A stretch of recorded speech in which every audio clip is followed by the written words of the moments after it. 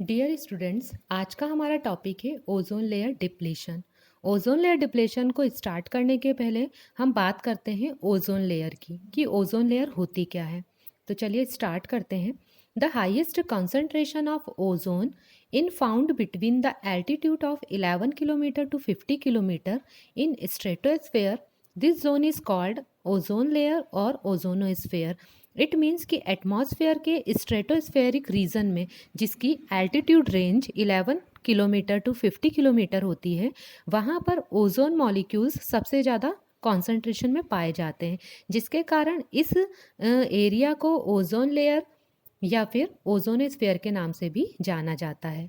Next है importance of ozone layer. तो अगर हम इम्पॉर्टेंस ऑफ ओजोन लेयर की बात करें तो जो ओजोन लेयर है वो अर्थ सरफेस के लिए एक प्रोटेक्टिव शील्ड का काम करती है। इट मीन्स कि ये सन की अल्ट्रावायलेट जो रेज होती हैं उनको अर्थ सरफेस पर डायरेक्ट आने से रोकती है। इसके अलावा स्ट्रेटोस्फेयर में ओजोन लेयर की प्रेजेंस एक इम्पॉर्टेंट रोल प्ले करती है ऑल द कम्युनिटीज़ के लिए। मीन्स ये ह्यूमन बींग्स, प्लांट्स, एनिमल्स के लिए भी प्रोटेक्टिव शील्ड का काम करती है। ओजोन लेयर को अर्थ्स अम्ब्रेला के नाम से भी जाना जाता है। नेक्स्ट है हमारा ozone layer depletion. Destruction of the stratospheric ozone layer is called ozone layer depletion. It means कि ओजोन लेयर में किसी भी टाइप का डिस्ट्रक्शन होना या ओजोन लेयर में किसी भी टाइप का नुकसान होना ही ओजोन लेयर डिप्लेशन कहलाता है। ओजोन लेयर के डिप्लेशन के लिए जो मेन रिस्पॉन्सिबल फैक्टर है वो होता है क्लोरोफ्लोरोकार्बन। जो क्लोरोफ्लोरोकार्बन है वो फोटोकेमिकल डिसोसिएशन के थ्रू क्लोरीन फ्री रेडिकल में कन्वर्ट होता है और यही chlorine free radical ozone layer depletion के लिए रिस्पॉन्सिबल होता है। यहाँ पर आपको 3 रिएक्शंस दिखाई दे रही हैं। चलिए हम उनको डिस्कस करते हैं। फर्स्ट रिएक्शन में जो क्लोरोफ्लोरोकार्बन है मीन्स CF2Cl2 है, वो सनलाइट की प्रेजेंस में डिसोसिएट होता है और बनाता है mono chlorofluorocarbon plus chlorine free radical. यहाँ पर क्लोरीन के ऊपर डॉट का साइन क्लोरीन फ्री रेडिकल को इंडिकेट करता है। अब ये chlorine free radical second reaction में ओजोन मॉलिक्यूल से रिएक्शन करता है एंड क्लोरीन मोनोऑक्साइड बनाता है प्लस ऑक्सीजन गैस रिलीज करता है। यह क्लोरीन मोनोऑक्साइड फिर से ओजोन से रिएक्शन करता है और क्लोरीन फ्री रेडिकल बनाता है। मतलब कि जो क्लोरीन मोनोऑक्साइड है ओजोन लेयर से रिएक्शन करेगा और बनाएगा chlorine free radical plus oxygen gas release करता है। इस तरीके से अगर आप देख रहे हैं तो फर्स्ट रिएक्शन में क्लोरीन फ्री रेडिकल बनता है एंड लास्ट रिएक्शन में भी क्लोरीन फ्री रेडिकल बनता है। इट मीन्स कि क्लोरीन फ्री रेडिकल के बनने की प्रोसेस या उसके फॉर्मेशन की प्रोसेस कंटिन्यू चलती रहती है। एक क्लोरीन फ्री रेडिकल मॉलिक्यूल या एक क्लोरीन फ्री रेडिकल में 10,000 ओजोन मॉलिक्यूल को डिस्ट्रॉय करने की कैपेसिटी पाई जाती है।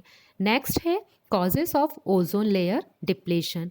ओजोन लेयर डिप्लेशन के लिए जो सबसे ज़्यादा रिस्पॉन्सिबल फैक्टर है वो है क्लोरोफ्लोरोकार्बन। इस क्लोरोफ्लोरोकार्बन का यूज़ रेफ्रिजरेशन में किया जाता है, एयर कंडीशनिंग में किया जाता है, क्लीनिंग सॉल्वेंट्स में किया जाता है। इसके अलावा क्लोरोफ्लोरोकार्बन का use form, spray and paints में भी किया जाता है। नेक्स्ट है हमारा effects of ozone layer depletion. Means ऐसे कौन कौन से इफ़ेक्ट हैं जो कि ओजोन लेयर डिप्लेशन के कारण शो होते हैं।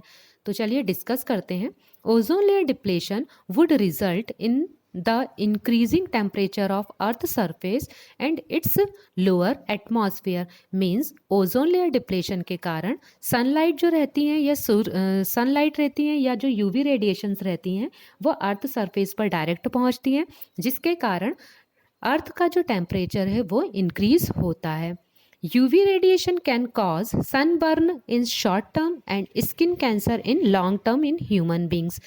यूवी रेडिएशंस का इफेक्ट ह्यूमन बींग्स में भी देखने को मिलता है, जिसमें शॉर्ट टर्म डिसीजेस के फॉर्म में सनबर्न हमें देखने को मिलता है, जबकि लॉन्ग टर्म के फॉर्म में स्किन कैंसर की प्रॉब्लम भी डिफरेंट ह्यूमन बींग्स में होती है। It also affect and damage the eyes. Means कि ओजोन लेयर डिप्लेशन के कारण जब सनलाइट या यूवी रेडिएशन डायरेक्ट अर्थ सरफेस पर आती है तो इसका इफेक्ट आई पर भी शो होता है। नेक्स्ट है adverse effects on biotic communities. Ozone layer depletion का डिफरेंट बायोटिक कम्युनिटीज़ पर भी डिफरेंट टाइप से इफेक्ट शो होता है।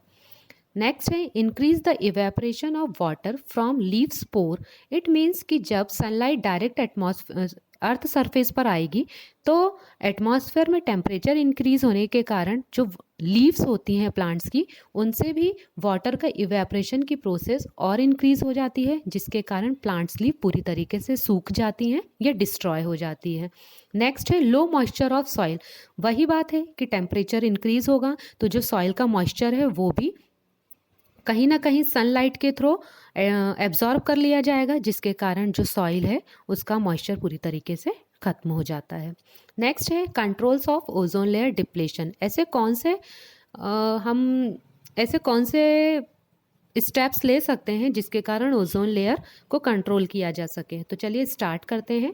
फर्स्ट है by developing alternatives of chlorofluorocarbon. Means chlorofluorocarbon का कोई अल्टरनेटिव सोर्स अगर हम डेवलप कर लेते हैं तो उससे ओजोन लेयर डिप्लेशन को काफ़ी हद तक रोका जा सकता है। नेक्स्ट है by increasing public awareness.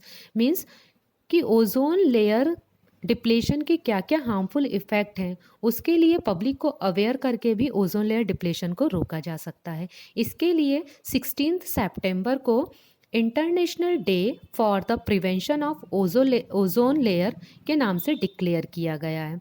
Next है chlorofluorocarbon used as refrigerants, solvents etcetera should be banned. Means कि डिफरेंट टाइप के रेफ्रिजरेंट्स में और सॉल्वेंट्स में क्लोरोफ्लोरोकार्बन का यूज़ पूरी तरीके से बैन किया जाना चाहिए। Thank you.